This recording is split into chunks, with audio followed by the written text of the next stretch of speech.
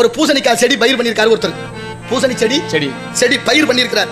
பூசணி பிஞ்சு வரும்போதே அவருக்கு ஒரு ஆசை இருந்திருக்கு. பெரிய பானையா ஒண்ணு செய்து பாய சிறுசா வச்சு அந்த பிஞ்சா இருக்கும் போது அந்த பானைக்குள்ள விட்டு வளர்ப்போம்னு நினைச்சிருக்காரு. சரி, கதையை சரியா கேட்கணும். இப்ப அதே மாதிரி பெரிய பானை ஒண்ணு செஞ்சாரு. பானைக்கு ஓட்ட வாய் என்ன ரொம்ப சிறுசா இருந்தது, பிஞ்சு நுழையும் அளவுக்கு இருந்தது. இப்ப பானையை பெருசா செஞ்சு பூசணி பிஞ்சா இருக்கும் போது அதுக்குள்ள வச்சு பாதுகாப்பா வளர்க்கிறார். இப்ப பூசணி பிஞ்சு பானைக்குள்ள வளருது. பானை எந்த அளவு இருக்கோ அந்த அளவுக்கு பூசணி பிஞ்சும் பெருத்துருச்சு. இப்ப பூசணிக்காய வெளியில எடுக்கணும். நீங்க விஞ்ஞானம் பெறுறவங்களா இருந்தாலும் சரி, யாரா இருந்தாலும் சரி, பானையை உடைக்காம பிஞ்ச வெளியில எடுக்க முடியுமா? எடுக்க முடியாது. முடியுமா?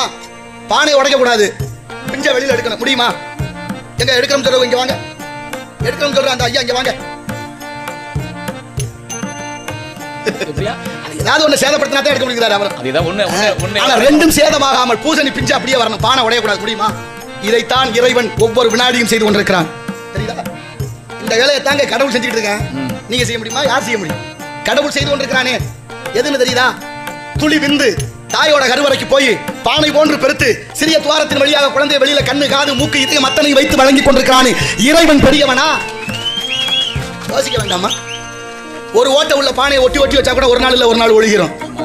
ஒரு ஓட்ட உள்ள பானையிலே தண்ணியை நம்மளால நிறுத்த முடியலையே. இந்த உடம்புல எண்ணற்ற ஓட்டை, இதுக்குள்ள இந்த மூச்சை நிறுத்தி வச்சிருக்கிறானே அவன் யார்? நம்ம யோசிச்சோமா? இந்த உடம்பு தானா வந்ததா, ஒருத்தன் தந்து வந்ததா, ஏன் வந்தது, எப்படி வந்தது? ஆன்மீகம் சின்ன விஷயம் இல்ல. நுழைந்து விட்டால் அதுல இருந்து வெளியே வரவே விருப்பம் வராது. அவ்வளவு உயர்ந்த சிந்தனை இருக்கு. ஆனால் ஆன்மீகத்தை வைத்து மூட நம்பிக்கையாக மாறுவது நானும் ஏற்க மறுக்கிறேன்.